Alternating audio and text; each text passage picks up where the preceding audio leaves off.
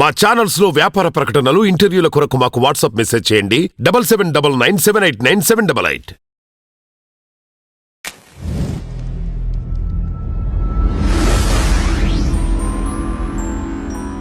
Hello అండి, నేను doctor Sriranjani, gynaecologist and fertility expert, practising in Sanath Nagar, Balaji health care.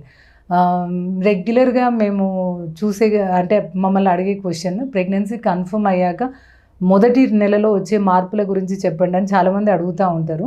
So first చాలామందికి అంటే డేట్స్ రెగ్యులర్ ఉండొచ్చు, ఇర్రెగ్యులర్ ఉండొచ్చు. ప్రెగ్నెన్సీ టెస్ట్ చేసుకోవాలంటే కూడా ఎందుకు, ఎలాగూ నా సైకిల్స్ ఇర్రెగ్యులర్ కదా అని వాళ్ళే అనుకుంటారు. అలా కాకుండా కొన్ని స్పెసిఫిక్ లక్షణాలు ఉంటాయి అన్నమాట ప్రెగ్నెన్సీ కన్ఫర్మ్ అయినప్పుడు.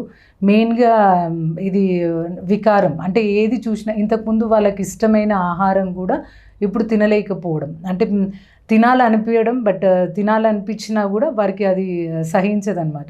సో మెయిన్గా ఫుడ్ చేంజెస్, నోట్లో నీరు లాంటిది ఊరడం, అంటే ఏ ఫుడ్ చూసినా నోట్లో లైక్ ఆ టేస్ట్ అప్రిషియేట్ చేయరు.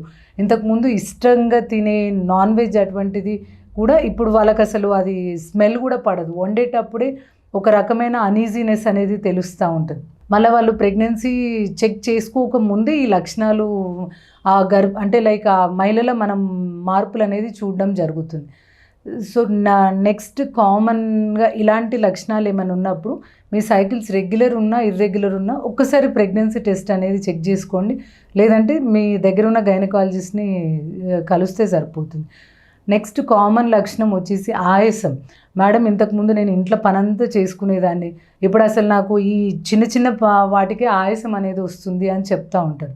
అంటే ప్రెగ్నెన్సీ కన్ఫర్మ్ అవ్వగానే హీమోడైల్యూషన్, అంటే రక్తం పలసపడడంతో ఈ ఆయాసం, ఏ చిన్న పని చేసినా వారికి ఆయాసం రావడం, చిన్న చిన్న వాటికి అలసిపోవడం, ఎక్కువసేపు లైక్ అంటే వాళ్ళ రెగ్యులర్ నీడ్స్, రెగ్యులర్ యాక్టివిటీస్ కూడా చేసుకోకపోవడం, ఎక్కువగా నిద్ర రావడం, అంటే ఇంతకుముందు మధ్యాహ్నం నేను అస్సలు నిద్రపోకపోయేదాన్ని, ఇప్పుడు నాకు ఎప్పుడు లేని నిద్ర వస్తుంది.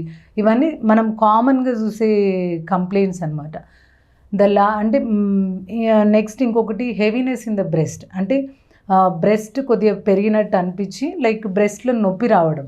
అదే మళ్ళీ దాంట్లో కూడా నార్మల్ ఉండొచ్చు, అబ్నార్మల్ ఉండొచ్చు.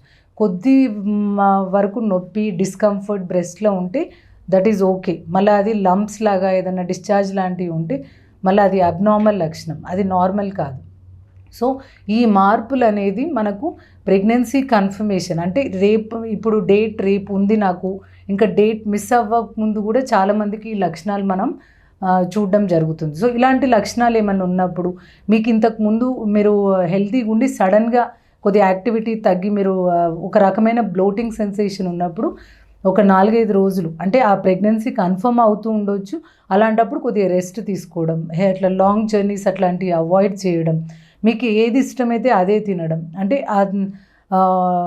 అనీజీనెస్ ఉన్నా కూడా ఇష్టం లేకున్నా తినడం, అలాంటివి తింటే మళ్ళీ వామిటింగ్స్, వికారం, వాంతులు అయ్యి మళ్ళీ మీరే ఇబ్బంది పడతారు. సో అలాంటి లక్షణాలు ఏమైనా ఉన్నప్పుడు ఫస్ట్ ప్రెగ్నెన్సీ డౌట్ ఉంటే డేట్ మిస్ అయ్యే వరకు కొద్దిగా రెస్ట్ తీసుకొని, ప్రెగ్నెన్సీ డేట్ అంటే మీ పీరియడ్స్ మిస్ అవ్వగానే ఇమీడియట్గా ప్రెగ్నెన్సీ చెక్ చేసుకొని మీ దగ్గర ఉన్న గైనకాలజిస్ట్ని కన్సల్ట్ చేస్తే సరిపోతుంది. చాలామందికి వాంతులు కూడా ఇంకా డేట్స్ మిస్ అవుతాయి, ఇంకా నా డేట్ ఇంకొక 3 రోజులలో ఉందనంగా కూడా మేడం వాంతులతోటి వస్తారు. నాజియా అంటే వికారం ఉండడం యాక్సెప్టెడ్, బట్ వాంతులతోటి అంటే ఏది తినలేకుండా వచ్చే కేసెస్ చాలా రెగ్యులర్గా చూస్తూ ఉంటాం.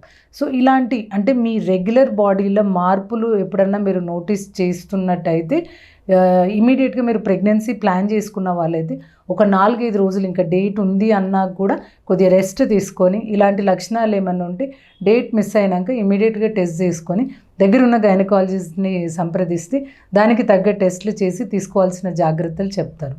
Thank you.